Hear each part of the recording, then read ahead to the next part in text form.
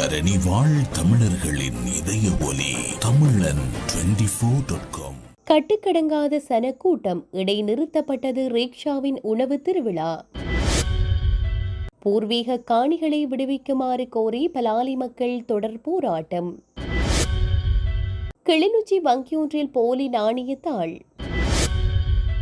அலைச்சறுக்கில் ஈடுபட்டிருந்த சுற்றுலா பயணி உயிரிழப்பு. விபத்தில் 22 வயது இளைஞன் பலி.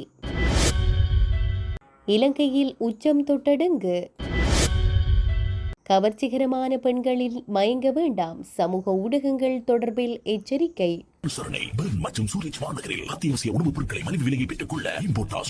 தொடர்பென விரிவான செய்திகள்.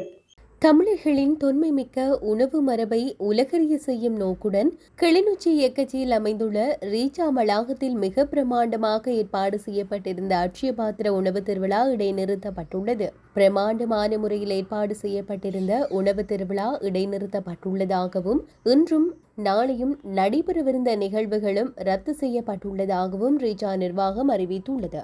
உணவே மருந்து, மருந்தே உணவு என்ற ஆரோக்கிய தத்துவத்தின்படி 100க்கும் மேற்பட்ட பாரம்பரிய உணவு வகைகளுடன் இந்த மாபெரும் திருவிழா அண்மையில் கோலாகலமாக தொடங்கியது.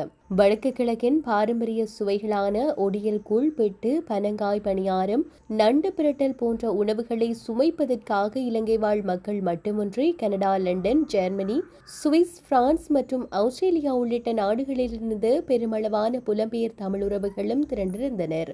இந்நிலையில் விழா வளாகத்தில் எதிர்பாராத வகையில் கட்டுக்கடங்காத அளவுக்கு பெருமளவிலான மக்கள் ஒரே நேரத்தில் திரண்டதால் கடுமையான சன நெரிசல் ஏற்பட்டது. இதனால் பொதுமக்களின் பாதுகாப்பை கருத்தில் கொண்டு உணவு திருவிழா நேற்று இடைநடுவே நிறுத்தப்படுவதாக ரீச்சா நிர்வாகம் அறிவித்துள்ளது. அத்துடன் இன்றும் அதற்கடுத்த நாளும் நடைபெறவிருந்த எஞ்சிய அனைத்து நிகழ்வுகளும் முற்றாக ரத்து செய்யப்பட்டுள்ளன. இன்று மற்றும் நாளை நிகழ்வுகளுக்காக ஏற்கனவே நுழைவு சீட்டுகளை முன்பதிவு செய்திருந்த பொதுமக்களுக்கு அவர்கள் செலுத்திய பணம் அனைத்தும் வங்கிக் கணக்குகளூடாக முறையாக திருப்பி வழங்கப்படும் என்றும் ரீச்சா நிர்வாகம் மேலும் தெரிவித்துள்ளது. யாழ்ப்பாணம் வலிகாமம் வடக்கு பலாலி பகுதியில் தமது பூர்வீக காணிகளில் மீள்குடியேற அனுமதிக்க கோரி காணி உரிமையாளர்கள் 8வது வாரமாகவும் தொடர் அமைதி வழி போராட்டத்தை முன்னெடுத்தனர். பலாலி சந்தியில் இன்று நடைபெற்ற இந்த போராட்டத்தின் போது நீண்ட காலமாக தமது காணிகள் அரச படைகளின் கட்டுப்பாட்டில் இருப்பதால் தங்களால் சொந்த நிலங்களுக்கு திரும்ப முடியாத நிலை தொடர்வதாக மக்கள் தெரிவித்தனர். எங்கள் காணிகள் எங்களுக்கு வேண்டும், பூர்வீக நிலங்களில் மீள்குடியேற அனுமதிக்க வேண்டும், மக்களின் நிலங்களை சுரண்டுவதை நிறுத்த வேண்டும் உள்ளிட்ட கோஷங்களை எழுப்பியவாறு மக்கள் போராட்டத்தில் ஈடுபட்டனர்.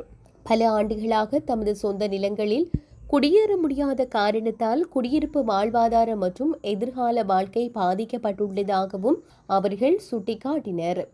தமது காணிகளை விடுவிப்பதாக பல்வேறு சந்தர்ப்பங்களில் அரசாங்கத்தினால் உறுதிமொழிகள் வழங்கப்பட்டிருந்த போதிலும் அவை முழுமையாக நடைமுறைப்படுத்தப்படவில்லை என போராட்டத்தில் ஈடுபட்ட மக்கள் குற்றம் சாட்டினர். கிளிநொச்சி முழங்காவில் பகுதியில் வங்கி ஒன்றில் வைப்பிலிடுவதற்காக 2 போலி நாணய தாள்களை வைத்திருந்த குற்றச்சாட்டில் 2 சந்தேக நபர்கள் கைது செய்யப்பட்டுள்ளனர். முழங்காமல் பகுதியில் அமைந்துள்ள வங்கியொன்றில் வைப்பிலிடுவதற்காகவே சந்தேக நபர்கள் இப்போலி நாணய தாள்களை கொண்டு வந்துள்ளனர். அது தொடர்பில் போலீசாருக்கு கிடைத்த தகவலுக்கு அமையவே அவர்கள் நேற்று கைது செய்யப்பட்டதாக முழங்காவில் போலீசார் தெரிவித்தனர். கைது செய்யப்பட்டவர்கள் பூநகரி மற்றும் நாசிகுடா பகுதிகளை சேர்ந்த 26 மற்றும் 61 வயதுடையவர்கள் என தெரியவந்துள்ளது. கைது செய்யப்பட்ட சந்தேக நபர்கள் கிளிநொச்சி நீதவான் நீதிமன்றத்தில் ஆஜர்படுத்தப்பட உள்ளதுடன் இச்சம்பவம் தொடர்பில் முழங்காவில் போலீசார் மேலதிக விசாரணைகளை மேற்கொண்டு வருகின்றனர். வெலிகம கடற்பகுதியில் அலை சறுக்கில் ஈடுபட்டிருந்த போது பலத்த நீரோட்டத்தில் அடித்து செல்லப்பட்டு காணாமல் போன 21 வயதுடைய துனிசிய நாட்டை சேர்ந்த சுற்றுலா பயணி ஒருவர் சடலமாக மீட்கப்பட்டுள்ளார். இன்று காலை வெலிகம பழைய கடற்கரையில் சுற்றுலா பயணியின் சடலம் கரையொதுங்கியதாக வெலிகம போலீசார் தெரிவித்தனர். பழைய கடற்கரையில் நேற்று துனிசிய சுற்றுலா பயணிகள் குழு அலைச்சறுக்கு செய்து கொண்டிருந்த போது அப்பகுதியில் பலத்த காற்று காரணமாக கொந்தளிப்பான கடல் நிலைமை மற்றும் பலத்த நீரோட்டம் ஏற்பட்டுள்ளது. இதன்போது கடல் அலையில் சிக்கி குறித்த சுற்றுலா பயணி காணாமல் போனதாக போலீசார் தெரிவித்தனர். காணாமல் போன சுற்றுலா பயணியை தேடும் பணியில் போலீஸ் உயிர்காப்பாளர்கள் கடலோர பாதுகாப்பு படையினர் மற்றும் தனியார் மூழ்குனர்கள் தேடுதல் நடவடிக்கைகளை மேற்கொண்ட போதிலும் அவர்களின் முயற்சிகள் பயனளிக்கவில்லை. இதனைத் தொடர்ந்து இன்று காலை பழைய கடை கடற்கரையில் சடலம் கரையொதுங்கியது கண்டுபிடிக்கப்பட்டது. இச்சம்பவம் குறித்து வெலிகம தலைமையக போலீசார் மேலதிக விசாரணைகளை மேற்கொண்டு வருகின்றனர். கிரியுள்ள பகல கட்டுக்கம்பல பகுதியில் இடம்பெற்ற வீதி விபத்தொன்றில் நபரொருவர் உயிரிழந்துள்ளார். உயிரிழந்தவர் தம்பதனிய பகுதியைச் சேர்ந்த 22 வயதுடைய இளைஞர் ஆவார். மோட்டார் சைக்கிள் ஒன்று வேகத்தை கட்டுப்படுத்த முடியாமல் முன்னால் பயணித்த டிராக்டர் வண்டியின் பின்புறத்துடன் மோதி விபத்து சம்பவித்துள்ளதாக போலீசார் தெரிவித்தனர். விபத்தில் படுகாயமடைந்த மோட்டார் சைக்கிள் ஓட்டுநர் தம்பதனிய வைத்தியசாலையில் அனுமதிக்கப்பட்ட போதே உயிரிழந்துள்ளதாக தெரிவிக்கப்படுகிறது. சம்பவம் தொடர்பில் கிரியுள்ள போலீசார் மேலதிக விசாரணைகளை மேற்கொண்டு வருகின்றனர். இலங்கையில் இந்த ஆண்டின் இதுவரையான காலப்பகுதியில் சுமார் 89,033 டெங்கு நோயாளிகள் பதிவாகியுள்ளதாக தேசிய டெங்கு கட்டுப்பாட்டு பிரிவு தெரிவித்துள்ளது. இதன்படி ஆகஸ்ட் மாதத்தின் முதல் 7 நாட்களில் மாத்திரம் 3,686 டெங்கு நோயாளர்கள் இனம் காணப்பட்டுள்ளனர்.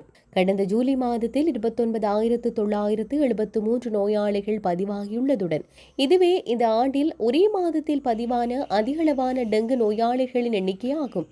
அதேவேளை இந்த ஆண்டில் இதுவரையான காலப்பகுதியில் டெங்கு நோயினால் பாதிக்கப்பட்டு 64 பேர் உயிரிழந்துள்ளமை குறிப்பிடத்தக்கது.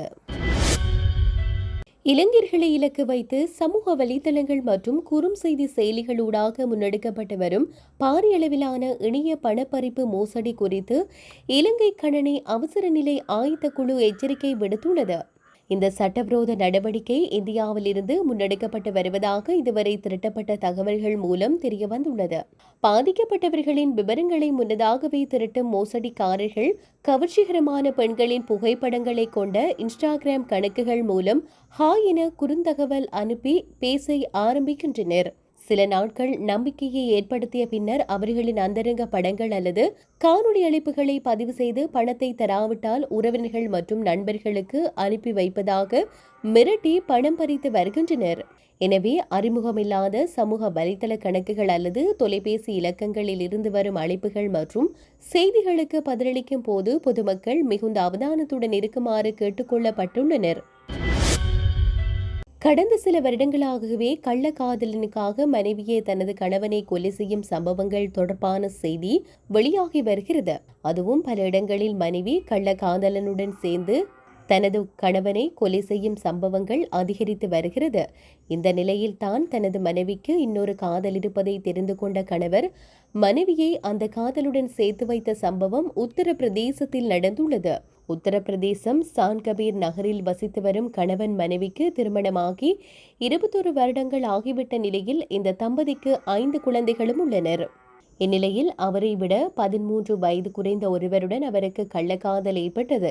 இதை அறிந்த கணவர் இருவருக்கும் திருமணம் செய்து வைக்க முடிவெடுத்தார். அந்த கிராமத்தில் உள்ள கோவிலில் இருவருக்கும் அவர் திருமணம் செய்து வைத்தார்.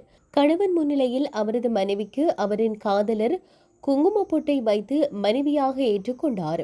இது தொடர்பான புகைப்படங்களும் வீடியோக்களும் சமூக வலைதளங்களில் வைரலாகி வரும் நிலையில் இது தொடர்பாக கருத்து தெரிவித்த குறித்த நபர், எனக்கு பிளாஸ்டிக் ட்ரம்பிற்குள் அடைபட்டு சாக விருப்பமில்லை, நான் நிம்மதியாக வாழ விரும்புகின்றேன் என கூறியிருக்கிறார்.